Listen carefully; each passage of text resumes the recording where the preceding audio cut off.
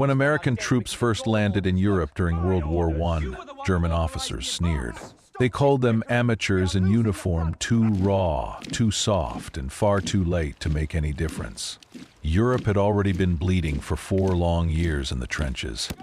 And to veterans of that horror, the arrival of these clean-shaven newcomers seemed almost laughable. What could a few untested doughboys possibly add to a war that had consumed millions? But by the autumn of 1918, that laughter had turned to silence. The Americans didn't just show up, they endured, fought, and bled alongside their allies. In the dense forests of the Meuse-Argonne, they helped shatter the exhausted German front and force an armistice that once seemed impossible.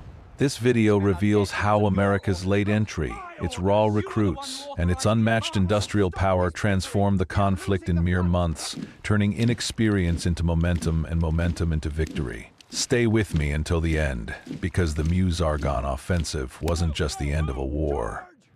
It was the moment the world's balance of power began to shift, and America's rise truly began.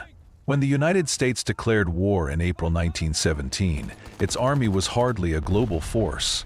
With barely 120,000 soldiers smaller than Portugal's and few experienced officers, America was stepping into a conflict unlike anything it had ever faced. The Germans mocked these newcomers, confident the doughboys would collapse the moment they met real trench warfare, poison gas, or the thunder of heavy artillery. In truth, the early Americans were unprepared.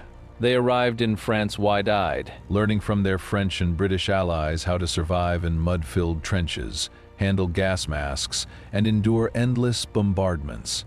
Mistakes cost lives, and the learning curve was brutal.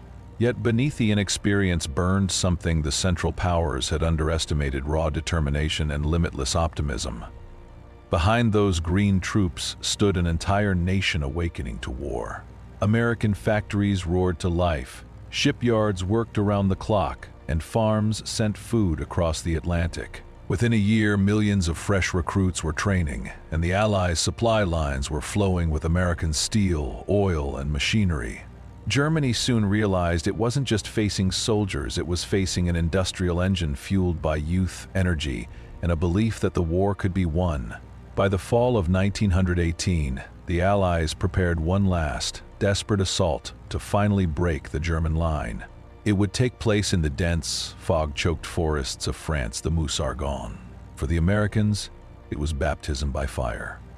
Over 1.2 million U.S. soldiers would take part, making it the largest and deadliest operation in American military history. From the very start, everything went wrong. The terrain was treacherous: thick woods, steep ravines, and endless barbed wire. German machine guns were hidden behind every ridge.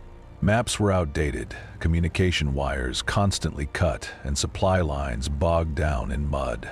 Thousands fell within days. To German observers, the Green Americans still looked clumsy, untested, and doomed to fail. But beneath the chaos, something began to change.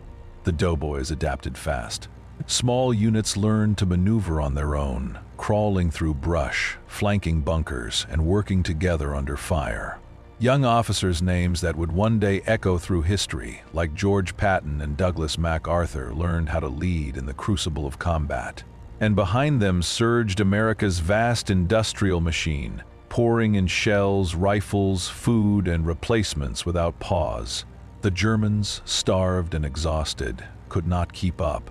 By early November, U.S. forces smashed through the German defenses, capturing key towns and forcing a retreat. The once mocked Americans were now the unstoppable spearhead of the Allied advance. When the armistice came on November 11, 1918, over 26,000 Americans lay dead. Yet through sacrifice and sheer will, a young nation had proven it could stand with and even surpass the great powers of the world. The Meuse-Argonne Offensive didn't just close a chapter of war, it opened a new one for America. In those 47 days of fire and mud, a young nation proved its resolve, its muscle, and its unity. Factories back home had outproduced empires. Soldiers who'd never left their farms or cities had fought halfway across the world and won.